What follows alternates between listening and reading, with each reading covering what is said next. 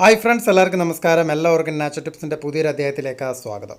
ചുമയും കഫക്കെട്ടും അതുപോലെ തന്നെ തൊണ്ട കുത്തി ചുമയ്ക്കുകയും തൊണ്ടയ്ക്ക് ഒരു കരകരപ്പ് പോലെയുള്ള അസുഖങ്ങളൊക്കെ ഉള്ള ആളുകൾക്ക് വീട്ടിൽ തയ്യാറാക്കാൻ പറ്റുന്ന ഏറ്റവും എഫക്റ്റീവായിട്ടുള്ള 2-3 കാര്യങ്ങളാണ് നമ്മുടെ വീഡിയോയിൽ ഇന്ന് പറയാനായിട്ട് പോകുന്നത്. വീഡിയോ മുഴുവനായിട്ടൊന്ന് കണ്ടിരിക്കുക. നമ്മുടെ ഒന്നാമത്തെ ടിപ്പ് നമുക്ക് നോക്കാം. നമുക്കിതിനായിട്ട് ആവശ്യമുള്ളത് ഒരു 2.5 ഗ്ലാസ് വെള്ളമാണ്. അത്യാവശ്യം വലുപ്പമുള്ള ഒരു ഗ്ലാസ്സാണ്, സ്റ്റീൽ ഗ്ലാസ്സാണ് ഞാൻ എടുത്തിട്ടുള്ളത്. 2.5 ഗ്ലാസ് വെള്ളം എടുക്കുക.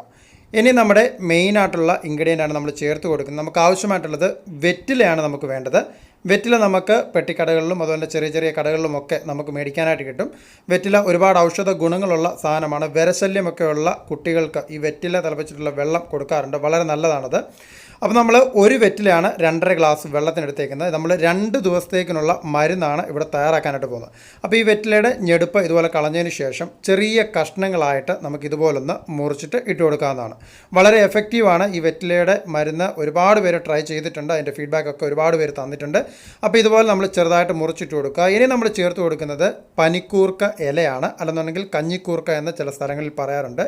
അപ്പോൾ ഈ പനിക്കൂർക്കയുടെ ഇല നമുക്ക് ചെറുതായിട്ട് മുറിച്ചിട്ട് കൊടുക്കാം. ഈ പനിക്കൂർക്കയുടെ ഇലയും നമുക്കറിയാം, കൊച്ചുകുട്ടികൾക്ക് പനി വരുന്നതായിട്ടുള്ള സമയത്ത് വെള്ളം തിളപ്പിച്ച് അതിൽ കുളിപ്പിക്കാറുണ്ട്. വളരെ എഫക്റ്റീവാണ് ഈ ഒരു ഇലയും.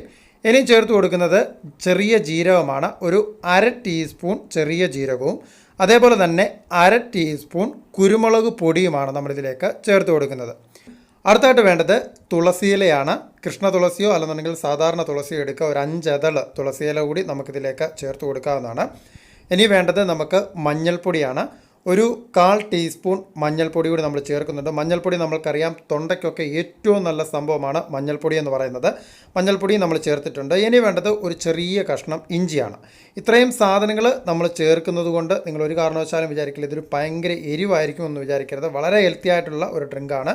ചെറുതായിട്ട് അരിഞ്ഞ ഇഞ്ചി കഷ്ണവും ചേർത്ത് നല്ലതുപോലെ ഒന്ന് തിളപ്പിച്ചെടുക്കുക. ഈ വെള്ളം നല്ലതുപോലെ വെട്ടിത്തിളയ്ക്കണം. വെട്ടിത്തിളച്ച് വരുമ്പോഴത്തേനും ഇതിൻ്റെ ഒരു നല്ല സ്മെല്ല്, ഈ പനിക്കൂർക്കയുടെയും അതുപോലെ തന്നെ തുളസിയിലയുടെയും ഒക്കെ ഒരു നല്ല സ്മെല്ല് നമുക്ക് വരും. അതുപോലെ തന്നെ വെറ്റിലയുടെയും ഒരു സ്മെല്ല് നമുക്കിതിന് കിട്ടുന്നതായിരിക്കും. അതിനുശേഷം ഇത് തണുത്തിട്ട് നമുക്ക് ഒരു ഇൻഗ്രീഡിയൻ്റ് കൂടെ നമുക്ക് ചേർക്കാനായിട്ടുണ്ട്. ഇത് നല്ലതുപോലെ വെട്ടിത്തിളച്ചിട്ടുണ്ട്. ഇനി നമുക്കിതൊരു ഗ്ലാസ്സിലേക്ക് ഒരു ചെറിയ ചൂടോടുകൂടി നമുക്ക് ഒഴിച്ചു കൊടുക്കാവുന്നതാണ്. അടുത്തായിട്ട് നമ്മളിതിലേക്ക് ഫൈനലായിട്ട് നമ്മൾ ചേർത്ത് കൊടുക്കുന്നത് കൽക്കണ്ടമാണ്. കൽക്കണ്ടം പൊടിച്ചതാണ്. പനം കൽക്കണ്ടം കിട്ടുമെന്നുണ്ടെങ്കിൽ അത് നമ്മൾ ചേർത്ത് കൊടുക്കുക. അല്ലെന്നുണ്ടെങ്കിൽ സാധാരണ കൽക്കണ്ടം ഒരു ടേബിൾ സ്പൂൺ നമ്മൾ പൊടിച്ചിട്ട് ഇതുപോലെ ചേർത്തിട്ട് നമ്മളിത് കഴിക്കുകയാണെന്നുണ്ടെങ്കിൽ വളരെ നല്ലതായിരിക്കും. രാവിലെയും വൈകിട്ടും നമ്മൾ ഓരോ ഗ്ലാസ് വീതം കുടിക്കുക. നമ്മൾ 2 ദിവസത്തേക്കിനുള്ളതാണ് നമ്മൾ തയ്യാറാക്കിയിട്ടുള്ളത്. നമ്മൾ കുടിക്കുന്ന സമയത്ത് നമ്മൾ ഇതൊന്ന് ചെറുതായിട്ട് ചൂടാക്കിയിട്ട് മാത്രം കുടിക്കാനായിട്ട് ശ്രദ്ധിക്കുക. ചുമയും കഫക്കെട്ടുമൊക്കെ കുറേ നാളായിട്ടുള്ള ആളുകൾ, പല മരുന്നുകളും പരീക്ഷിച്ച് മടുത്തിട്ടുള്ള ആളുകളൊക്കെ ഇത് ചെയ്തു കഴിഞ്ഞാൽ ഉറപ്പായിട്ടും ഫലം ലഭിക്കുന്നതായിരിക്കും. ഇനി നമുക്ക് രണ്ടാമത്തെ മരുന്നാണ്. നമുക്ക് ആവശ്യമായിട്ടുള്ളത് ആടലോടകത്തിൻ്റെ ഇലയാണ് നമുക്ക് വേണ്ടത്. ആടലോടകത്തിൻ്റെ നമുക്കറിയാം മരുന്ന് നമുക്ക് വളരെ എഫക്റ്റീവാണ്. ഇത് ഉണങ്ങി പൊടിച്ചിട്ട് ഇത് ചൂർണ്ണമായിട്ടൊക്കെ കഴിക്കുന്ന ആളുകളുണ്ട്. നമ്മളിത് ചെയ്തെടുക്കുന്നത് നമ്മളിതുപോലെ ഇല എടുത്തതിന് ശേഷം നല്ലതുപോലെ അരച്ച് എടുക്കുക. ഒരു അല്പം വെള്ളം തൊട്ട് ഇതുപോലെ അരച്ചെടുക്കുക. ഇതിൽ നിന്നും നമുക്ക് 1 ടീസ്പൂൺ മാത്രമേ നമുക്ക് ആവശ്യമായിട്ടുള്ളൂ. ഞാനിപ്പോൾ ഇത് 1 ടീസ്പൂണാണ് എടുത്തിട്ടുള്ളത്.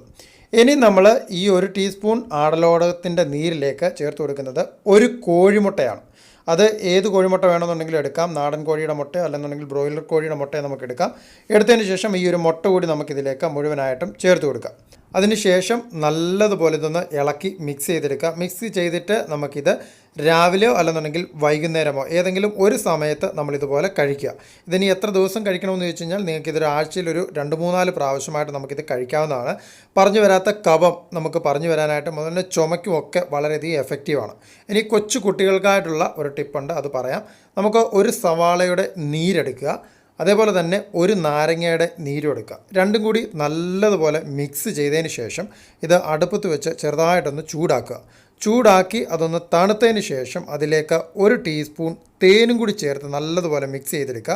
മിക്സ് ചെയ്തിട്ട് ഈ ഒരു മിശ്രിതം നമ്മൾ കൊച്ചുകുട്ടികൾ കൊടുക്കുകയാണെന്നുണ്ടെങ്കിൽ അവരുടെ ചുമയും കഫക്കെട്ടും മാറാനായിട്ട് വളരെയധികം എഫക്റ്റീവാണ്. നിങ്ങൾ ഇതിൽ പറഞ്ഞ ഏതെങ്കിലും ഒന്ന് മാത്രം ചെയ്യുക. കൊച്ചുകുട്ടികൾക്ക് പറഞ്ഞത് അവസാനത്തെ ടിപ്പാണ്, അത് മാത്രം ചെയ്താൽ മതി. അപ്പോൾ നമ്മളുടെ ഈ ഒരു കുഞ്ഞു വീഡിയോ നിങ്ങൾക്കെല്ലാവർക്കും ഇഷ്ടമായി എന്ന് വിചാരിക്കുന്നു. ഇഷ്ടപ്പെട്ടാൽ ലൈക്ക് ചെയ്യുക. അതുപോലെ തന്നെ നിങ്ങൾ ഈ ഒരു വീഡിയോ മറ്റുള്ള കൂട്ടുകാർക്ക് കൂടി ഷെയർ ചെയ്ത് കൊടുക്കുക. അപ്പോൾ നല്ലൊരു കിടിക്കാച്ചി വീഡിയോയുമായിട്ട് നമുക്ക് അടുത്ത ദിവസം ഉടനെ കണ്ടുമുട്ടാം. നിങ്ങളുടെ സ്വന്തം Lijo Mallassery, now signing out. Thank you.